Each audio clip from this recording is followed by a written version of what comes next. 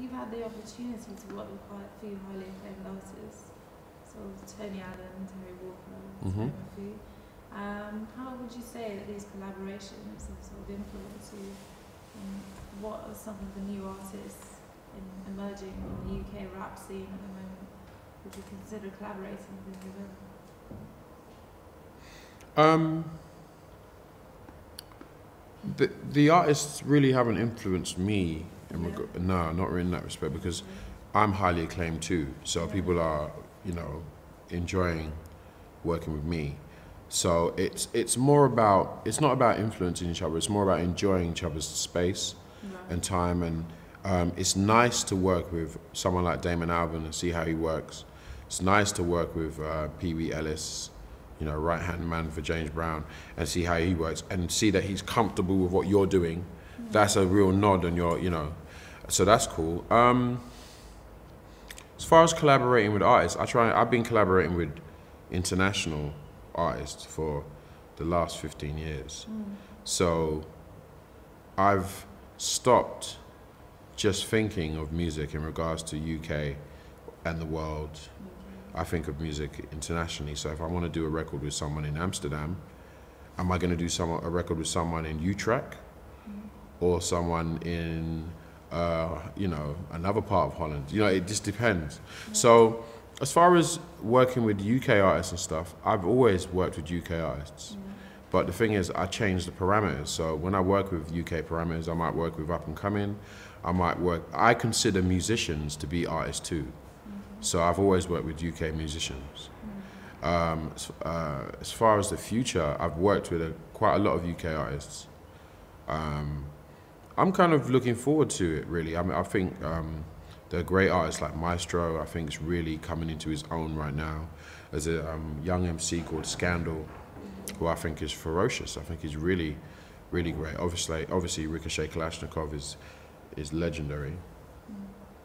There's an artist called AKS, who I really like. I like what he's doing. Charlie Sloth, I think, is one of the most hardest working, talented, creative, go-getting dudes in music, in period, not just UK music.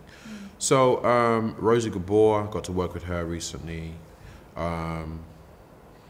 There's loads of Abenawa, the singer, she's great. Love to do something with her eventually. It's really, the way I look on music is I've stepped out of the idea of working with UK artists. Like that's my ultimate goal. I've been making music with international people for so long that what I'm trying to do is I'm trying to raise the bar for UK artists to how they consider making music. They should be really considering themselves as international artists. That's what the aim should be. Like Dizzy Rascal's an international artist now. So I doubt he would have to answer that question. But it's okay, I don't take it personally. So as well as rapping, I know that you're just as passionate about production. Mm-hmm. How do the two compare? Do you favour one over the other? I'm a geek. Yeah. So I like sampling records, I like making the beats. I like making music just as much as I like actually putting music out and doing everything else. So I would say that my interests for rapping, my interest for hip hop is always, hip hop, not rapping, is always going to be consuming. So it's always going to be about learning more stuff. Like if you're into hip hop, that means you got to learn to understand what samples are, understand what drums samples are, understand what how to use a camera, understand how to get online. You being a hip hop artist, you have to learn so many different things. So with production, I kind of fell into the production later on. Like I had a gift for it, but I've kind of been learning a lot from Drew and from some other people, and it's something that I'm really surprised at how good we are at, because we are able to do our own thing.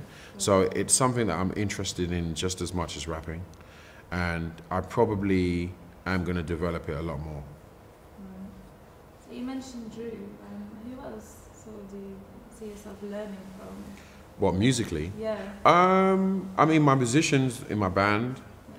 I really like get a lot of inspiration from them. I get a lot of inspiration from all of the kind of musicians and artists that I work with.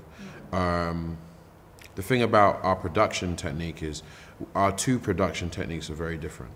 So with this album, you probably are hearing more of my particular feel of hip hop. And then when you listen to Drew stuff, if you listen to kind of like the Natalie Williams Secret Garden album, that's kind of a Drew production with Natalie Williams. You're gonna get a sense, kind of smoothed out hip hop beats. But with I'm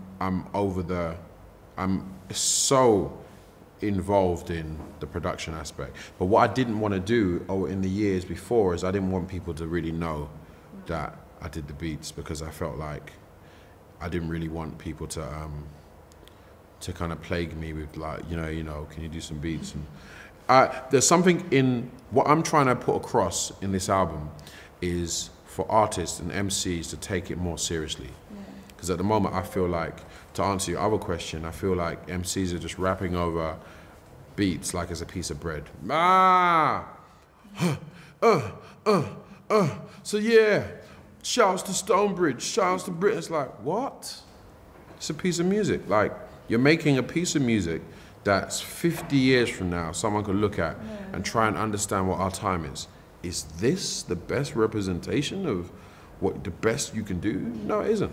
So it's really, I think with my album, rather than say, yo, people need to step up, I've just stepped up myself.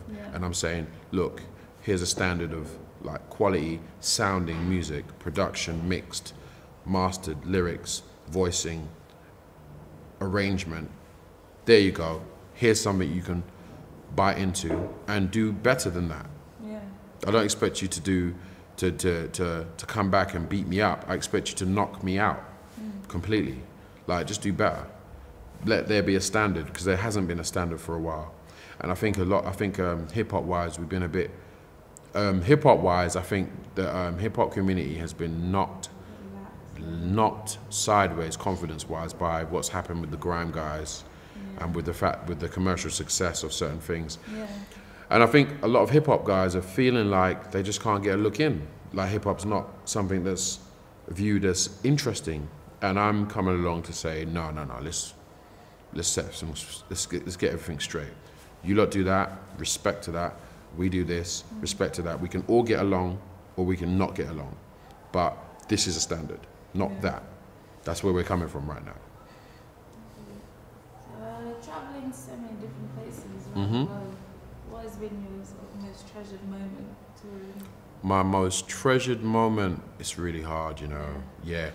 One of the things I regret is I should have taken a video, I should have videotaped my life abroad, because I think it would be eye-opening because a lot of people, when they view me here, they're like, oh, well, you know, your music videos, you're not doing any shows, you're not doing it, and it's like, yeah, you're right. But actually, I'm all over the shop. And I just stepped out of being all over the shop in the UK, because the UK could only push certain things. So I really am trying to start recording my experiences abroad, because I think people will be shocked. I think they'd be a little bit shocked. It's like, for me to be on television abroad, it is not a problem. It's a problem in the UK. It's not a problem abroad. Why do you think that is? What's going on there? I'd like to leave that in your hands as a journalist. I don't know what that's about.